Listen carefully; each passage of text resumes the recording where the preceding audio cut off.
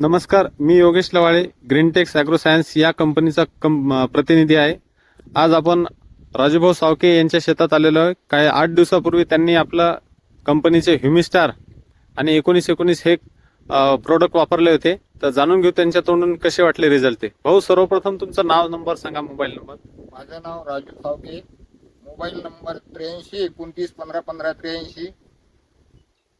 मी योगेश भाऊ यांच्या म्हणण्यानुसार ग्रीनटेक कंपनीचं मोमिक आणि 1919 यांचा वापर केला.